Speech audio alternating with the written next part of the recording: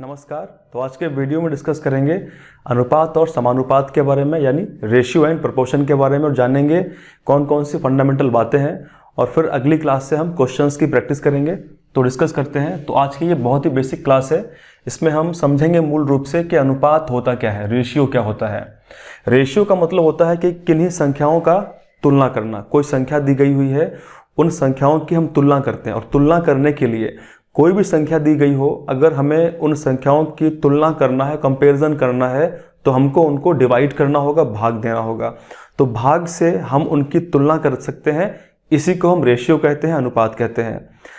अब कैसे करेंगे? सपोज जैसे मान लेते हैं कि ये एक तालाब है, ठीक है, ये एक तालाब है। इस तालाब में एक बहुत बड़ी मछली है और बाकी इस तालाब में कई ढेर सारी छोटी मछलियां हैं। तो हम मान लेते हैं कि इस तालाब में 5 छोटी मछलियां हैं और एक बड़ी मछली है। तो हम आसानी से क्या कर सकते हैं, एक मछली जो बड़ी मछली है उसकी तुलना कर सकते हैं 5 मछलियों से कि वो कितनी बड़ी है। यानी एक बड़ी मछली 5 मछलियों का अनुपात क्या है। तो हम लिख सकते हैं, अगर मैं आपसे पूछूं कि जो बड़ी मछली है, जो बिग फिश है, जो बड़ी मछली है, उसका रेशियो लेकिन किससे, स्मॉलर यानी स्मॉल फिश से, छोटी मछलियों से।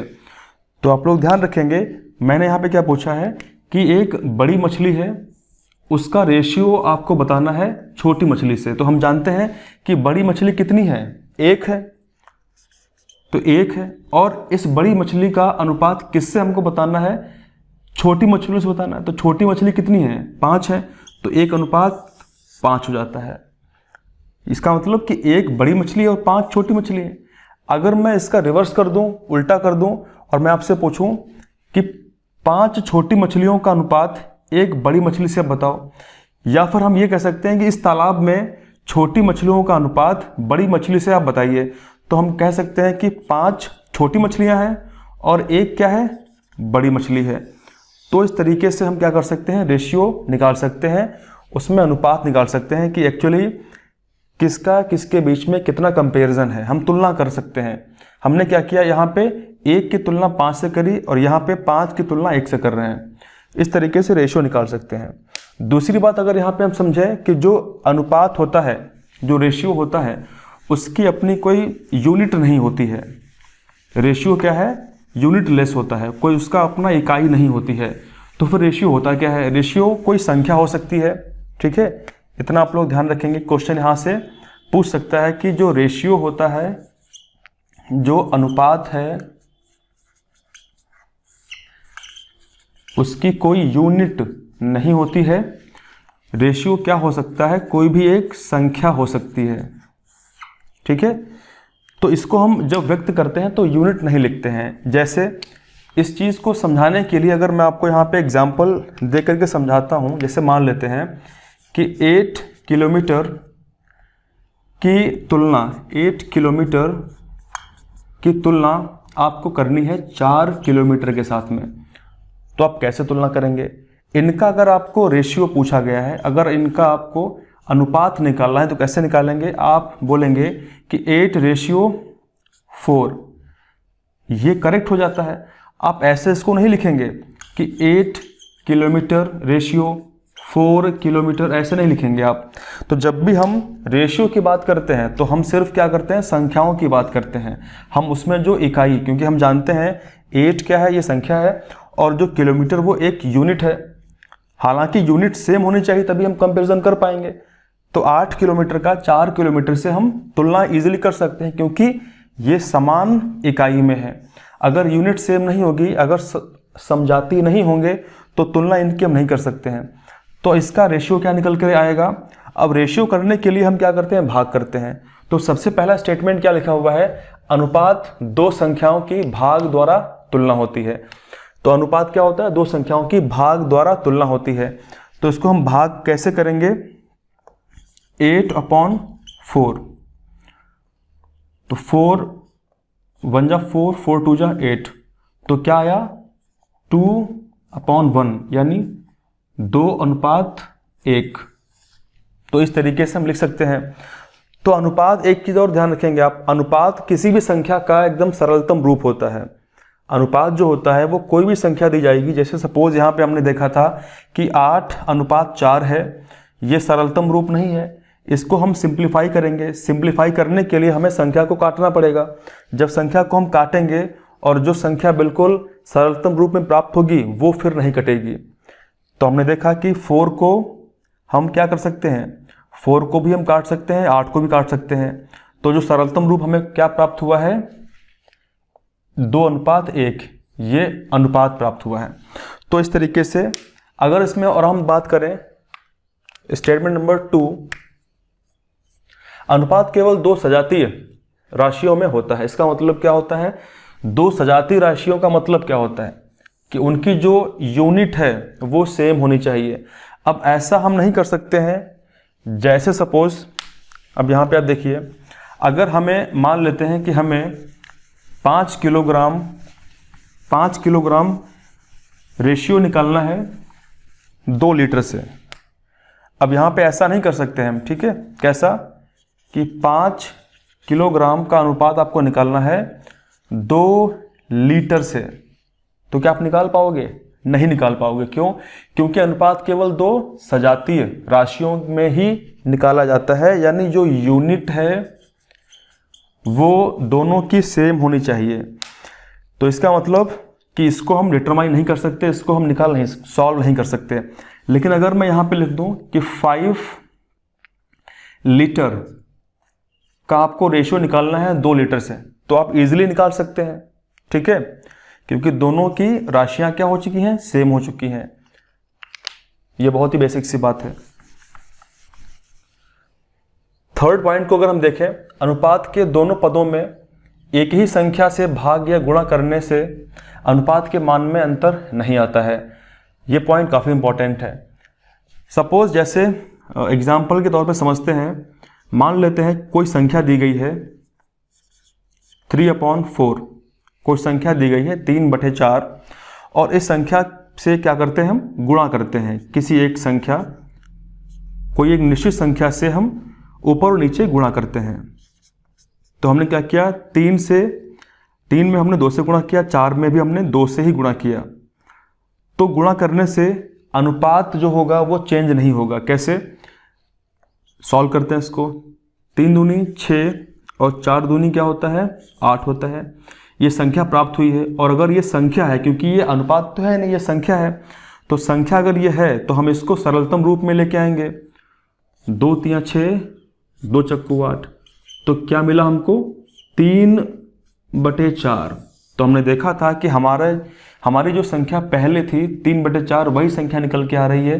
तो गुणा करने से किसी भी अनुपात में उसके दोनों पदों में गुणा करने से संख्या बदलती नहीं है, अनुपात वही रहता है। संख्या बदलती पर अनुपात वही रहता है, ठीक है।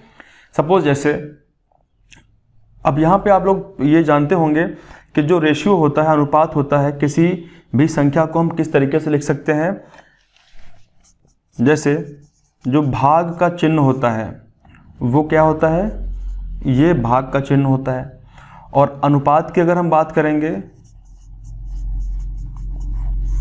तो अनुपात का चिन्ह क्या होता है, ये अनुपात का चिन्ह होता है, ठीक है। तो आप लोग ध्यान रखेंगे, ये चिन्ह किसका है, अनुपात का है, ये चिन्ह किसका है, भाग का है। तो बेसिकली अनुपात क्या है, एक तरीके से हम इसको फ्रैक्शन में लिख सकते हैं। और अगर हम बात करें पॉइंट नंबर 4 की, तो इसमें पॉइंट नंबर 4 में क्या लिखा हुआ है कि अनुपात दी गई संख्या का निम्नतम रूप होता है। जैसा अभी हमने देखा कि कोई संख्या जब दी गई होगी उसका न्यूनतम, जैसे एग्जाम्पल के तौर पे अगर हम देखें 20/40 कोई संख्या दी गई है, ठीक है, इसको हम ऐसे भी लिख सकते हैं 20:40। तो कोई संख्या दी गई 20/40, क्या ये सरलतम रूप में है, नहीं है, तो इसको सरलतम रूप में हम व्यक्त करेंगे, वही अनुपात होगा। तो क्या करोगे, इसको हम काटेंगे, तो 20 एकम 20, 20 दूनी 40, तो 1/2 1/2 क्या है, ये सरलतम रूप है। तो हम बोल सकते हैं कि 1:2, ये इसका करेक्ट आंसर हो जाता है।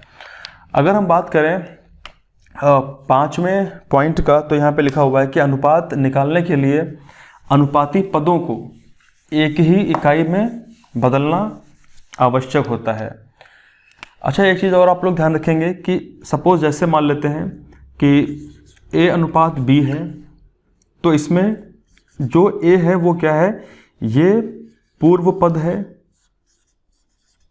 अनुपात में 2 पद होते हैं, एक पहला पद और एक बाद वाला पद। तो A यहाँ पे पूर्व पद है और B यहाँ पे क्या है, ये उत्तर पद है। इसको हम कहते हैं एंटीसीडेंट और B वाले को हम कहते हैं कॉन्सिक्वेंट। तो अनुपात में 2 पद होते हैं, पूर्व पद और उत्तर पद।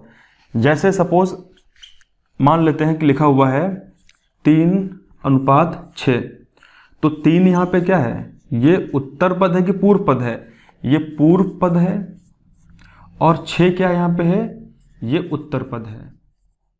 अभी हमने देखा था कि कोई भी अनुपात है, जैसे 3:4 है, तो हम इसको इस तरीके से भी लिख सकते हैं 3/4।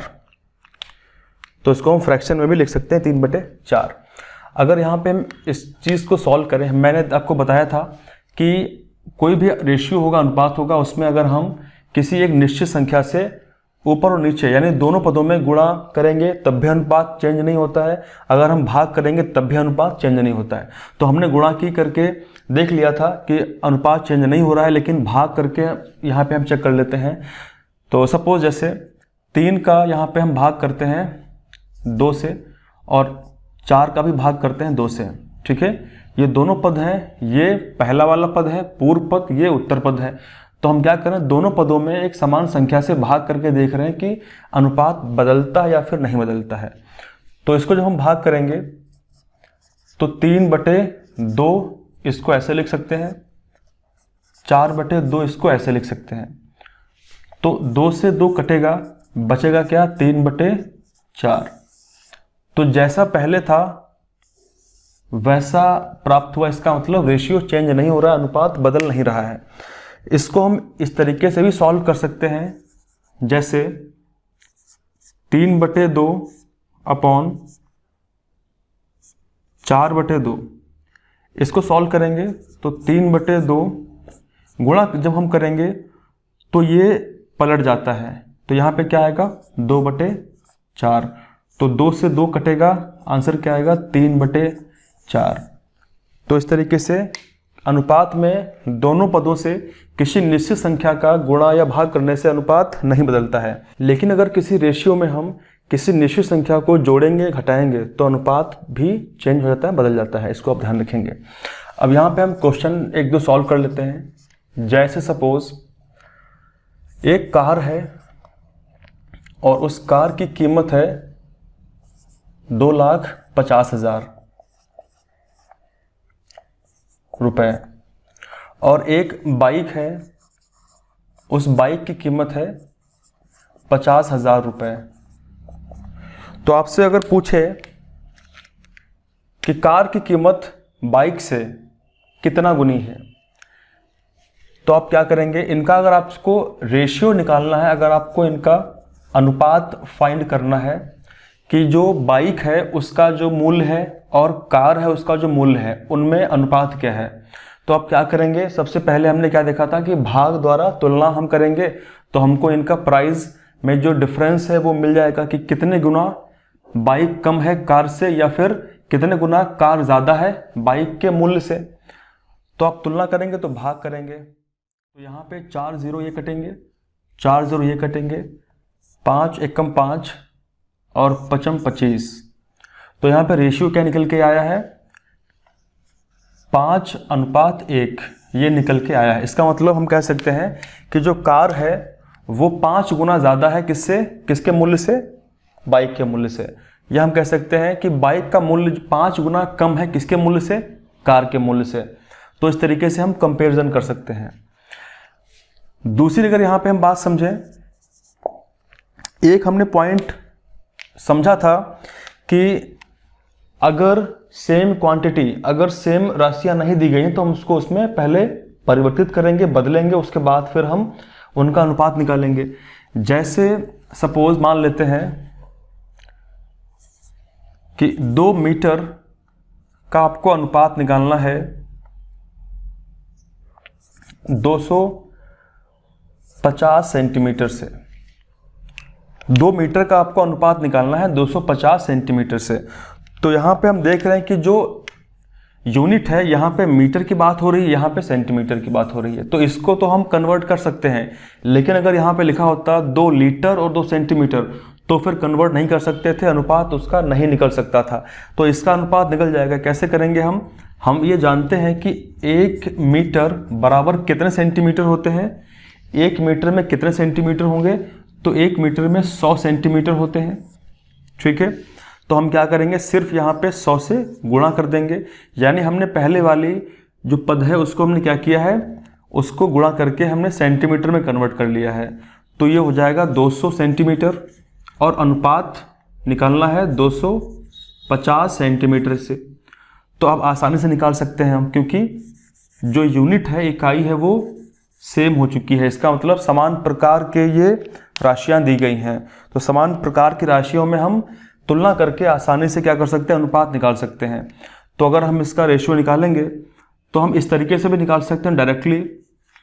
ये कटेगा, यानी 5 25 और 5 20, तो 4:5 यहाँ पे इस तरीके से आ गया है। या अगर डायरेक्टली आप नहीं निकलना चाहते हैं तो आप सिंपली क्या करेंगे, 200/250 करेंगे। वही सेम काम करना होगा आपको। 0 से 0 कटेगा, 5 25 5 20, तो वही सेम आया 4/5, या इसको ऐसे लिख सकते हैं 4:5। तो हम इस तरीके से भी क्वेश्चन सॉल्व कर सकते हैं। तो बहुत ही बेसिक सा ये आज हम समझ रहे हैं। आने वाले क्लासेस में हम बाकी फिर डिटेल से समझेंगे, क्वेश्चन सॉल्व करेंगे, कौन कौन से क्वेश्चंस पूछे आते हैं आपके एग्जाम में, उसको डिस्कस करेंगे। और धीरे धीरे करके हम बाकी के भी चैप्टर्स को समझेंगे आसान भाषा में, एकदम सरल भाषा में। अब यहाँ पे हम एक और क्वेश्चन को समझ लेते हैं। जैसे सपोज क्वेश्चन में दिया गया है कि ए का वजन 25 किलोग्राम है, ठीक है, और बी का वजन 75 किलोग्राम है। ये क्वेश्चन में दिया गया है कि ए का वेट कितना है 25 किलोग्राम और बी का वेट कितना है 75 किलोग्राम। अब आपको इसमें से क्वेश्चन अगर पूछे, अगर इसमें से आपसे क्वेश्चन पूछे कि बी का वजन ए से कितने गुना है, बी का वजन ए से कितने गुना है। या फिर आपसे क्वेश्चन नंबर 2 अगर यहां पे पूछे ए बी से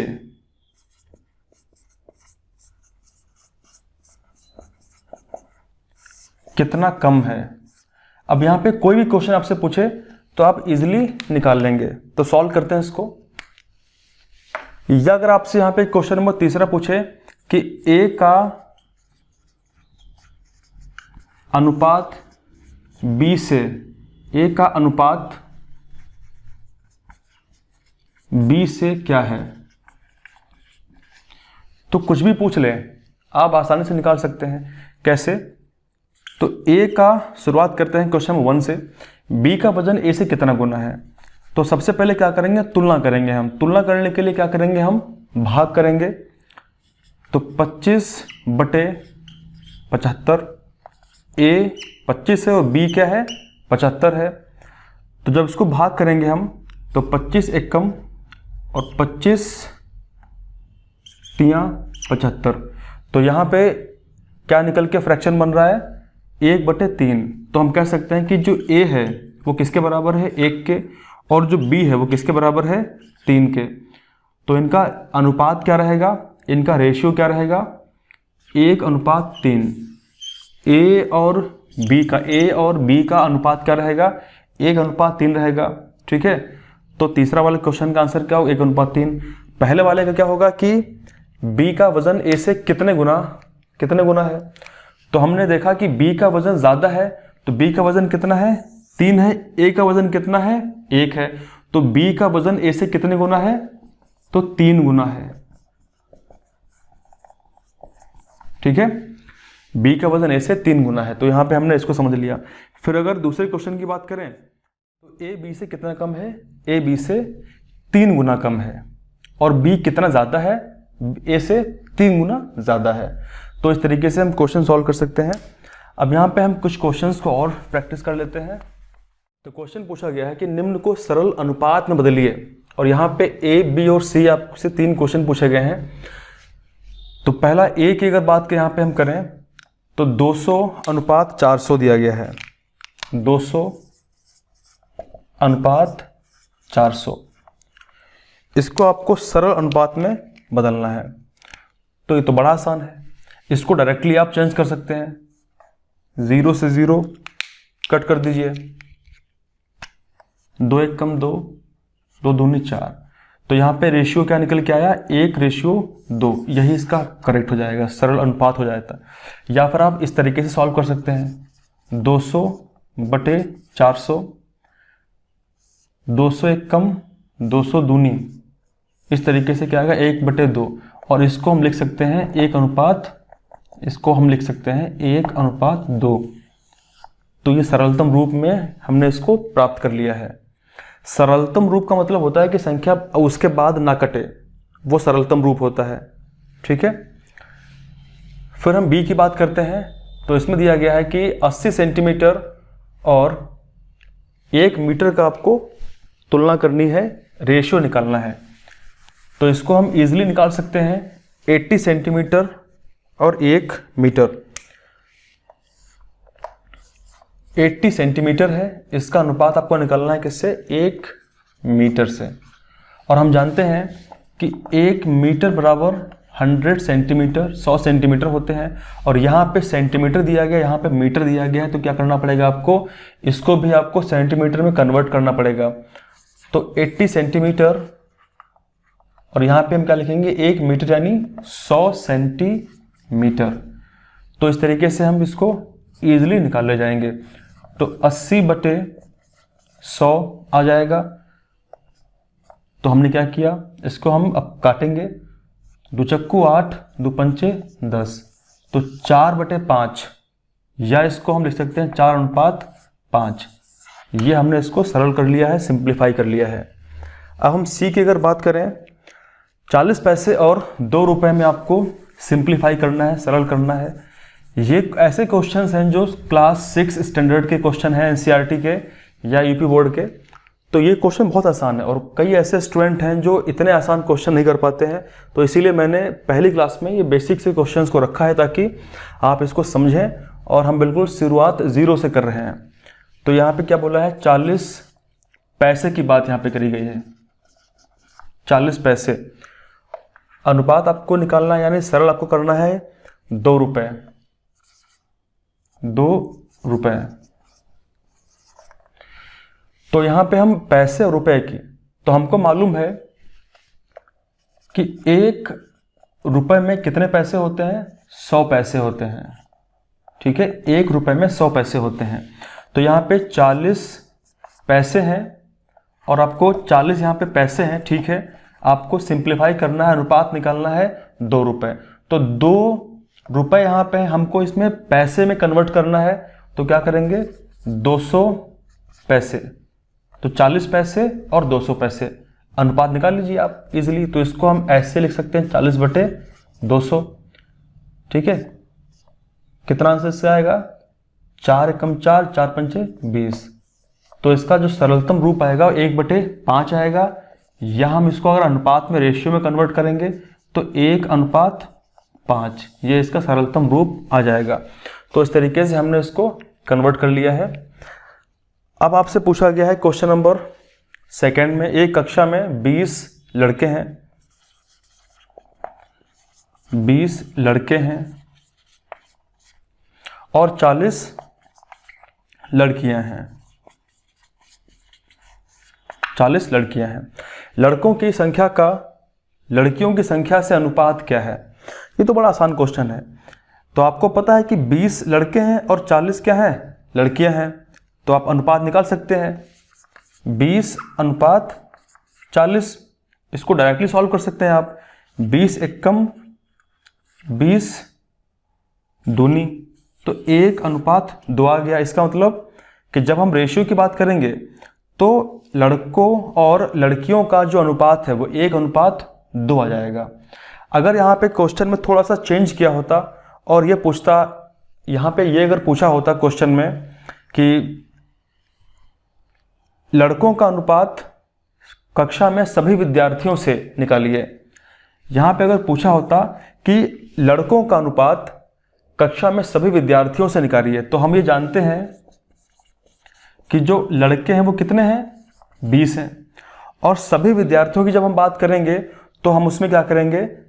लड़कों को और लड़कियों को जोड़ देंगे, क्योंकि एक क्लास के अंदर अगर 20 लड़के हैं और 40 लड़कियां हैं तो हम उसको जब जोड़ेंगे तो कंप्लीटली हमको स्टूडेंट्स मिल जाएंगे, कंप्लीटली विद्यार्थी मिल जाएंगे। तो लड़कों का अनुपात 20 है।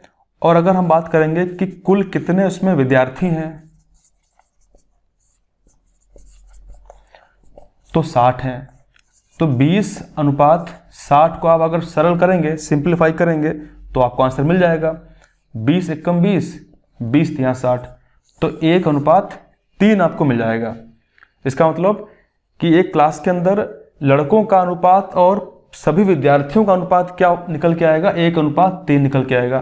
तो इस तरीके से इसको हम सरल कर सकते हैं, सिंप्लीफाई कर सकते हैं। क्वेश्चन दिया गया है कि एक पेन का मूल्य 10 रुपये है और पेंसिल का मूल्य 2 रुपये है। पेन पेंसिल के मूल्य के कितने गुना है? तो आपसे क्वेश्चन पूछा गया है कि जो पेन है उसका मूल्य पेंसिल के मूल्य से कितने गुना है। तो इसको हम सॉल्व कर सकते हैं। पेन का मूल्य 10 रुपये है, पेन का मूल्य बराबर 10 रुपये, और पेंसिल का मूल्य कितना दिया गया है?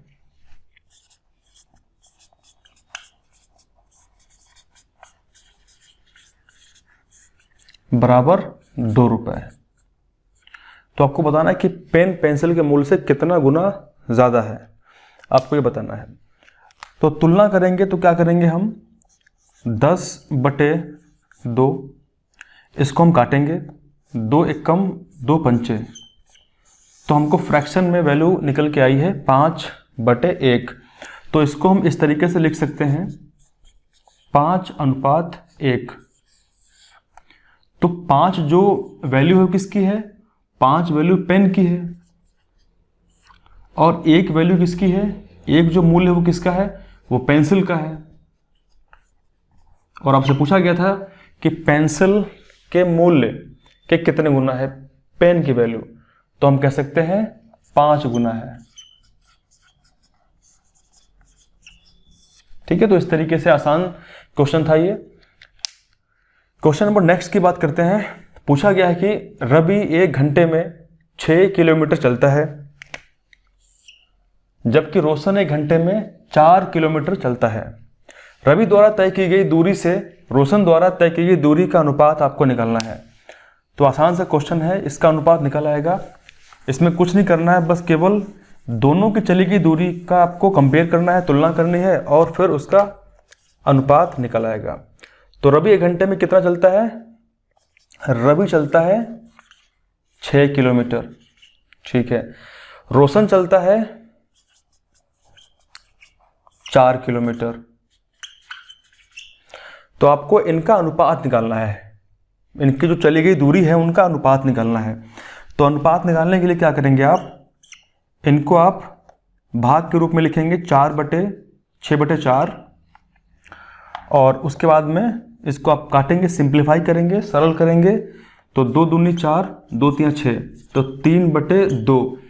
अब इसको हम नहीं काट सकते, यानी सिंपलेस्ट फॉर्म का मतलब कि सरलतम रूप में व्यक्त करेंगे, इसको हम काटेंगे, भाग देंगे। अब इनको हम नहीं काट सकते, यही सरलतम रूप है।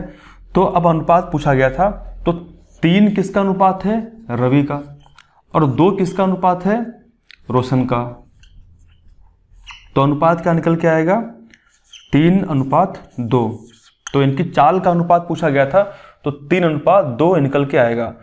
तो इस तरीके से हम लोगों ने आज की क्लास में बहुत ही बेसिक तरीके से अनुपात को समझा है, और अगली क्लास में हम बात करेंगे कुछ इंपॉर्टेंट क्वेश्चंस जो आपके एग्जाम में पूछे भी गए हैं, उनको प्रैक्टिस करेंगे और बाकी के क्वेश्चंस को प्रैक्टिस करेंगे। उसके बाद हम स्टार्ट करेंगे समानुपात के बारे में, जो भी कॉन्सेप्ट है समझेंगे उसको।